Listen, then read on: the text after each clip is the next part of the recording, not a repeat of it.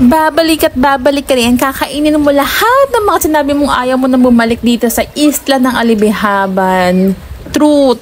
Heto na naman kami, muling nagbabalik, kinakain ang sinasabi na hindi na babalik. Hala siya. So, heto na nga guys, kami ay nag-decide na bumalik sa isla ng Alibihaban at mag-overnight dito. Yes, overnight. You heard it right. Talaga namang bet na bet ka mag-overnight dito kahit na walang kuryente sa isla. And sadly, hindi na kami nakapag-charge ng aming mga cellphone and power bank dahil nga bigla nitong ayaan namin.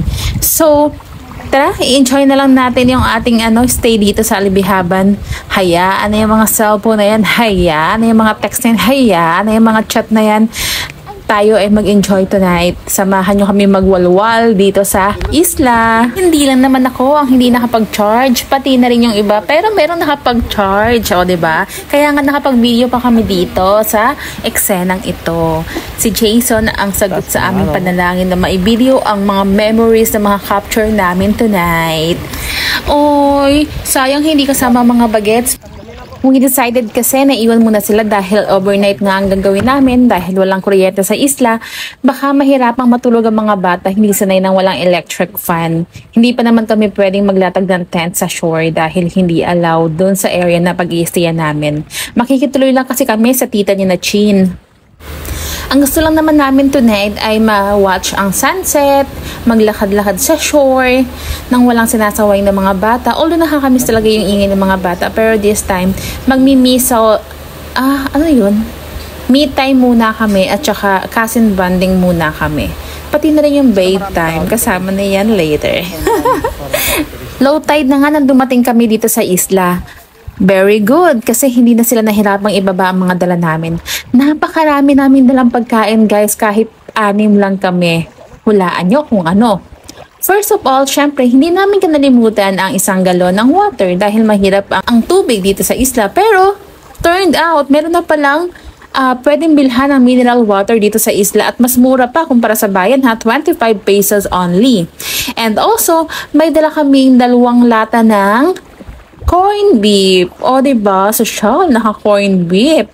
And meron din kaming dalang meatloaf na Argentina, 3. At 2 kilong bigas. So, yan lang ang dala namin guys. Sobrang tipid namin. Pero syempre, hindi mawawala ang 2 bote ng 4 kanto na gin. Yes! Dahil yan ang request ng aking mga kasama ang makapagwalwal sa isla. After may baba mga gamit ay nag-decide nga muna kami na maglakad-lakad dito sa shore habang naghihintay ng paglubog ng araw.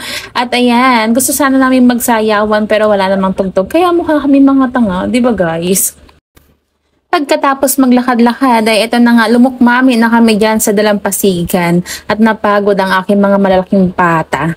So, ang sarap sa pakiramdam. Ito yung hindi mga mababayaran na moment, diba?